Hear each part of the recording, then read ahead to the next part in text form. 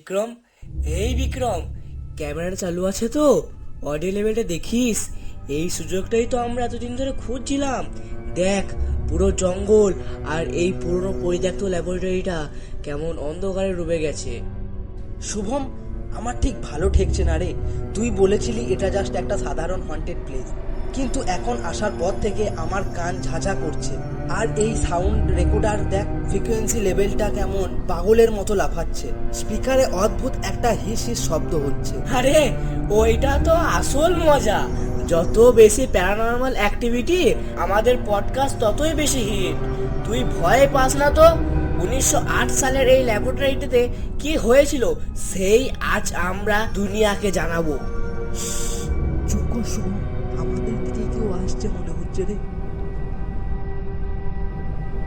অন্ধকারকে যত ঘাটাবে বাবু, অন্ধকার কিন্তু তোমাদের ততটাই চিনে নেবে। এখানে কেন এসেছো তোমরা? উফ, আপনি কে মশাই? এইভাবে পেছন থেকে এসে আমাদের ভয় দেখাচ্ছেন? আমরা কলকাতা থেকে এসেছি, এখানে একটা ডকুমেন্টারি শুট করব। আপনি কি এখানকার কেয়ারটেকার?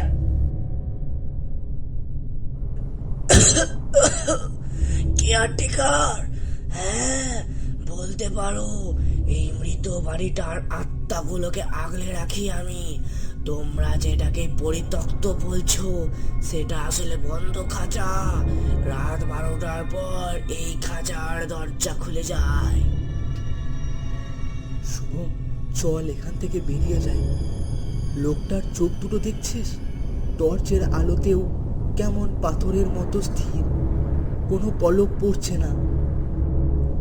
ওহ, একটু থাম তো বিক্রম। আচ্ছা, স্থানীয় মানুষ বলে এখানে নাকি একটা সময় প্লেগ রোগের চিকিৎসা নামে মানুষের উপর অবৈধ এক্সপেরিমেন্ট করা হতো। সেই ডাক্তার আর রোগীদের নাকি এখানে জ্যান্ত পুড়িয়ে মারা হয়েছিল। প্লেগ না বাবু, ওটা তো বাইরের মানুষকে ভোলানোর গল্প।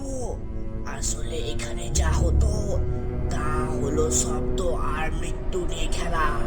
ডাক্তার ব্যানার্জি বিশ্বাস করতেন মানুষ মারা যাওয়ার ঠিক আগের মুহূর্তে তার গলা থেকে যে শব্দ বের করে সেই শব্দের মধ্যে লুকিয়ে থাকে অন্য জগতের চাবিকাঠি।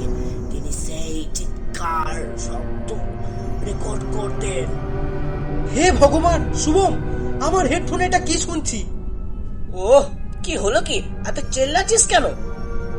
এই এই লোকটা যখন কথা বলছিল তার ব্যাকগ্রাউন্ডে যেন আরো শত শত মানুষের ফিসফিসানি শোনা যাচ্ছে। মনে হচ্ছে যেন অনেকগুলো গলা একসাথে বিড়বিড় করছে। আমাদের ছেড়ে দাও, আমাদের ছেড়ে দাও। ওনারা তো ছাড়েননি বাবু। ডাক্তার ব্যানার্জি শেষ পরীক্ষাটা করেছিলেন নিজেরই ওপর 1908 সালে এক আমাবস্যার রাতে। এই ঘরের ঠিক মাঝখানে দাঁড়িয়ে তিনি নিজের গলার নলিটা একটা ভোঁতা ছুরি নিয়ে কাটতে শুরু করলেন। উদ্দেশ্য ছিল নিজের মৃত্যুর শব্দটা নিজেই সিলিন্ডার রেকর্ডে বন্দি করবেন। নিজের গলা নিজেই কেটেছিলেন? তারপর? ঘরটা তখন রক্তে ভেসে যাচ্ছিল, টপ টপ করে রক্ত পড়ার শব্দ, আর তার সাথে ডাক্তার বাবুর শ্বাসনলী কেটে যাওয়ার গোঙানির শব্দ। তিনি মরার ঠিক 1 সেকেন্ড আগে রেকর্ডারটা বন্ধ করতে পেরেছিলেন, কিন্তু সেই রেকর্ড করা ক্যাসেটটা কেউ কোনোদিন খুঁজে পায়নি। বলা হয় ওটা শুনলে নাকি জীবিত মানুষ আর নিজের শরীরে ফিরে আসতে পারে না। শুভম, আমি আর এখানে 1 সেকেন্ডও থাকবো না। ক্যামেরা, রেকর্ডার সব চুলোই যাক।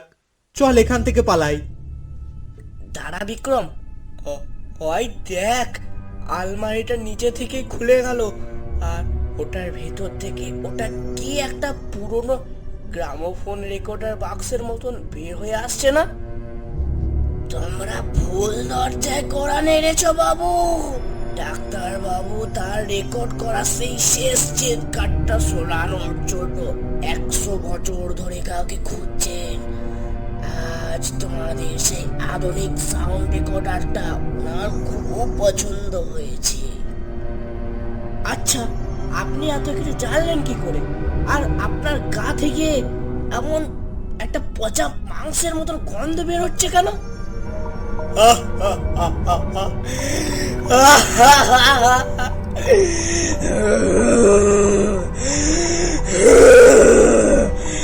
কারণ সেই শেষ রেকর্ডারটা আমি বন্ধ করেছিলাম।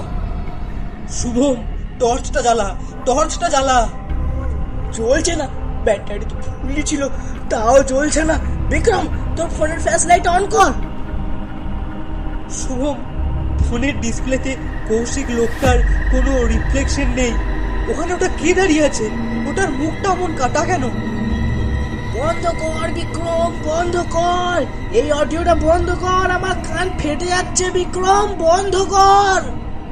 আমি বন্ধ করতে পারছি না, সুইচ কাজ করছে না, ওটা নিজে নিজেই বাজছে। ওই দেখ, অন্ধকারের দিক থেকে একটা হাত আমাদের দিকে এগিয়ে আসছে। ওটার হাতে একটা ভোঁতা জং ধরা ছুরি। এবার তোমাদের চিৎকারটা আমি রেকর্ড করব।